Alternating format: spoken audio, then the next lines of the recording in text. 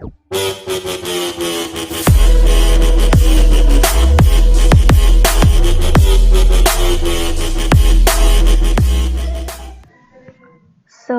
hi, I'm Rosanna Ginhawa from IT2103. So, welcome to my channel. So, first, from the chapter 3 summary, I briefly explain to you what is there and what is the knowledge that I managed to explore from that chapter. So, from this chapter 3, network protocols and communication. So, more and more, it is a network that connects us. People communicate online from everywhere.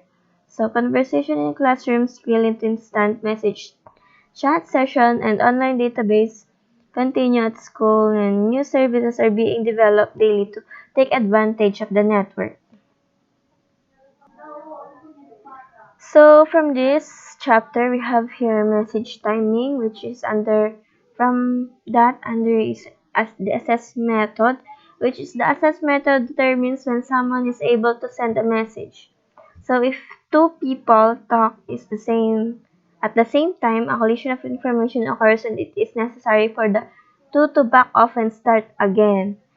And the next one is the flow control, which is the timing also affects how much information can be sent and the speed that it can be delivered if one person speaks too quickly. So it is difficult for the other person to hear and understand the message.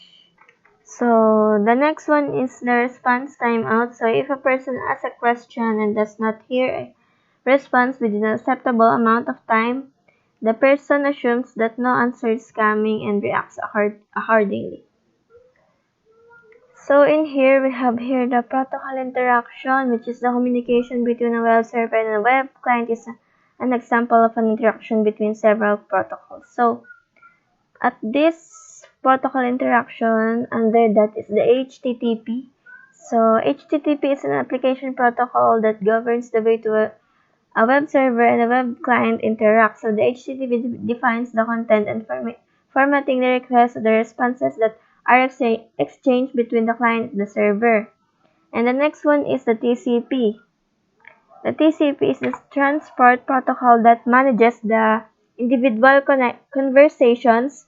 TCP divides the HTTP message into smaller pieces called segments. Then the next one is the IP. So the IP is responsible for taking the formatted segments from TCP, encapsulating them into packets, then assigning them to appropriate addresses. The next one is the Ethernet. The Ethernet is a network access protocol that describes two primary functions: communication over data link, the physical transmission of data on the network media. Then the network access protocols are responsible for taking the packets from IP and formatting them to be transmitted over the media. So the benefits of using the layered model. So we have here the protocol model. So this type of model closely matches the structure of a particular protocol suite. So the TCP/IP model is a protocol model because it describes the functions that occur at each layer of protocols within the TCP and IP suite. Then the next one is the reference model, which is this type of model provides consistency within all type of network protocols and services by describing what has to done it at a particular layer. From the segment or the message segmentation, we have here the segmentation and multiplexing. So from the segmentation and multiplexing, is used to transmit messages across a network. This is the level of complexity that is added to the process. So if you imagine that you had sent a 100-page letter, but each envelope would only hold one page, the process of addressing, labeling, sending, receiving, and opening the entire 100 envelopes would be time-consuming for both the sender and the recipient. So the next thing that I remember is the encapsulation and the encapsulation. From the encapsulation, when we are sending a message on a network, the encapsulation process works from the top to bottom. At each layer to the upper layer, information is considered data within the encapsulated protocol. Then the encapsulation is a process of reverse at the receiving host and is known as the encapsulation. So the encapsulation is the process used by the receiving device to remove one or more of the protocol headers. So from the network addresses, we have the network layer source and destination addresses. So this one is responsible for delivering the IP packet from original source to the final destination. Then the next one is the link layer, which is link layer, source and destinations is responsible for delivering the data link frame from one network interface card or NIC to another NIC on the same network.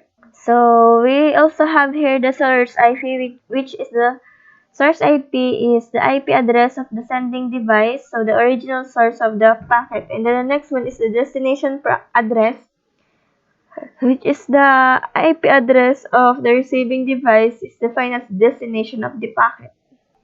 We've also discussed the network portion, the host portion, the source IP address, destination IP address, the source MAC address, the destination MAC address. Then, so I have a few questions here. So the first one is, what method can be used by two computers to ensure that packets are not dropped because too much data is being sent too quickly? So the answer for that is the flow control. So in order for two computers to be able to communicate effectively, there must be a mechanism that allows both the source and destination to set the timing of transmission and receipt of data. So the flow control allows for this by ensuring that data is not sent too fast for it to be received properly. The next question is, what type of communication will send a message to device on a local area network? So for me, the answer is the broadcast. So the broadcast communication is a one-to-all communication. So unicast communication is a one-to-one communication. Multicast is a one-to-many. So that's not the answer. So the broadcast is the communication that occur to that question because broadcast communication is a one-to-all communication. So all in all, from the chapter 3, network protocols and communication, so the data networks are system of ended devices, intermediary devices, and the media connecting them. For communication to occur, this device must know how to communicate. So these devices must comply with communication rules and protocols. TCP/IP is an example of a protocol suite. Most protocols are created by a standard organization such as the IETF or IEEE, the Institute of Electrical and Electronics Engineers, a professionals organization for those in the electrical engineering and electronics fields.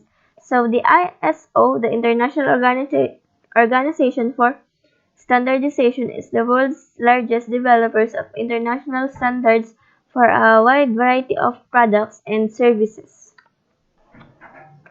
So the most widely used networking models are the OSI and the TCP/IP models. So associating the protocols that set the rules of the data communications with the different layers of these models is useful in determining which devices and services are applied at specific points as data passes across LANs and WANs.